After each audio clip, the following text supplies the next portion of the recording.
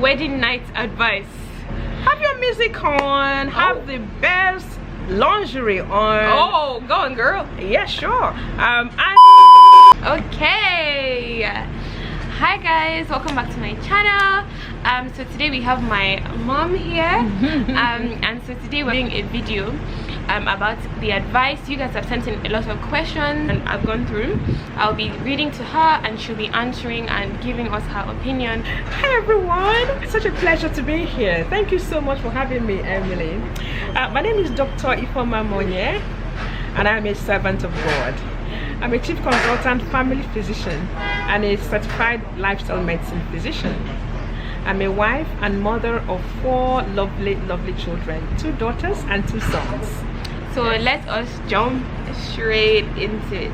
Wedding night advice.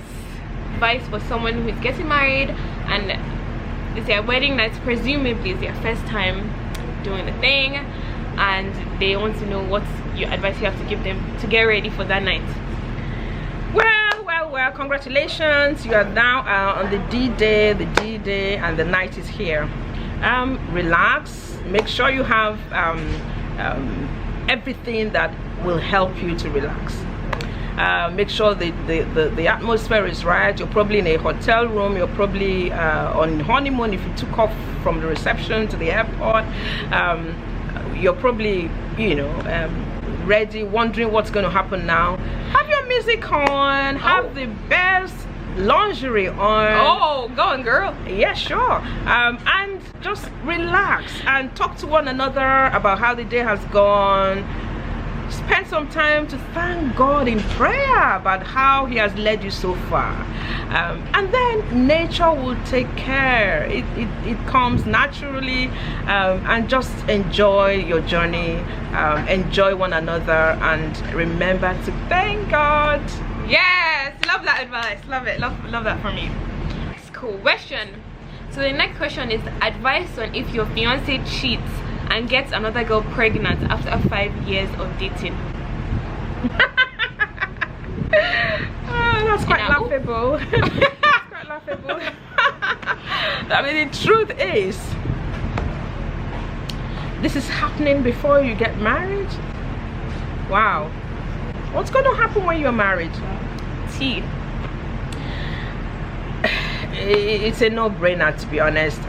You need to sit together to discuss this. Already there is a big issue around trust, and if you begin your journey with an issue of trusting one another, you're setting yourselves up Recipe for disaster, for a rocky journey down there. And so if you do decide to go ahead with it, because it's your choice at the end of the day, when he goes out to work, you are not sure where he is. When he goes out to get groceries, you're not sure where he is, and you just constantly are worried. So I think you need to, you know, apply the brakes here. There's a red light showing. Have a good talk and make a decision which way to go. Yes. Okay, another question is, should I live with my boyfriend/girlfriend when we're at the same uni, presumably for cut of cost for accommodation and convenience? Well, if I'm to give my opinion, I would say absolutely not.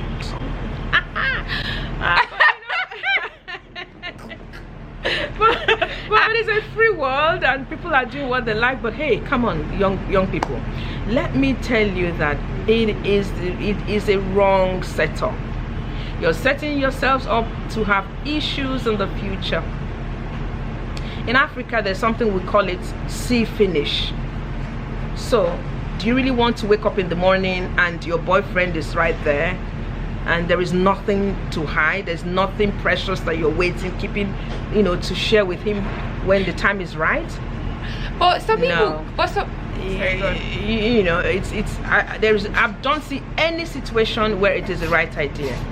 And anyway, the Christian faith will completely not support that, because you should leave that part of life to after you're married, and there are many reasons for that, many good reasons for that. But you know this see finish like thing you're talking about, what about someone who might argue, like, what about in marriage? Does that mean you see finish in marriage? Well, the thing is, in marriage, you are married, and that's a commitment forever. Okay. Many churches have good premarital counseling classes where they teach you how to get things working before marriage, and how to get things continuing to work during marriage, or marriage enhancement classes. So you're married, and that's the person for life. So that's the person you are naked before. Adam and Eve were naked in the garden, and they were not ashamed of each other. So there is a time where you get married and you're not ashamed of each other, because hey, you are one now. You have forgotten that in church you were joined as one, so you're one. At that point, you're one. Before marriage, you are not one. So that's the stark difference. Marrying someone with a different religion, to me, it's pretty straightforward, I think. First of all, you need to understand what marriage is. Marriage is the coming together of two individuals who have found love and friendship. They found similarities that can help each other, strengths that can help each other fulfill their purpose on earth. As we all know, we haven't just happened on earth. We haven't just dropped onto the earth. The Almighty Creator that resonates with every religion, that we have an Almighty Creator, has brought us here for a purpose. So when two people come together in marriage, they are coming together to help one another fulfill the purpose for which they have been born, and to actually make an impact in their generation. And so, to a large extent, the principles that guide you, the morals that guide you, are strongly rooted in your religion and your beliefs. For me, when you come from different backgrounds, you are setting up a stage for conflict. Now, first of all, when you get together as husband and wife, and later on when children begin to come, people have different opinions out there about this. Some people think it doesn't matter as long as there is love, as long as there's understanding, as long as there's acceptance for one another's religion. But when you come to the nitty-gritty details of coming together as one, you will see that you're not supposed to be two anymore. We're supposed to be one, working towards one purpose, working towards one goal, working towards fulfilling purpose. And when you are waiting for the children to come, you are at this time praying together, planning together, and all of that. If you're in different religions, don't you agree with me that that may be a bit of a problem? And so when the children come, which religion are they going to be brought up under? Now you're setting a stage for conflict. The husband says, they are my children, I'm the father. The wife says, oh, but I'm bringing them up, I'm at home with them. How do I teach them your religion when I don't know it? So it's a conflict. So I mean, at the end of the day, you're free to make your choices, but I think that it's important to remember why people come together in marriage. It's not just enough that you love each other, you like each other, and then you end up in marriage. It's got to be deeper than that. Thank you. The next question is a scenario, and someone said, my friend's best friend since high school likes her, but she doesn't like him. She wants to stay away from him for a bit, but it's kind of hard because that's been her best friend for years. What do you think she should do?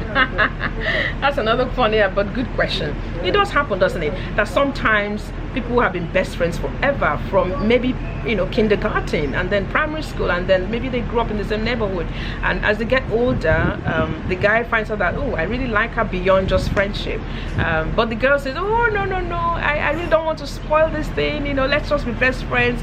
Let me be able to come and tell you, oh, this guy talked to me, and you kind of also come and let's share about your what you've been out there with the girls. So she may not just want that. I don't know, I think it depends on you. Some people actually find that they find love beyond friendship, even though they've grown up as best friends, and it works out beautifully.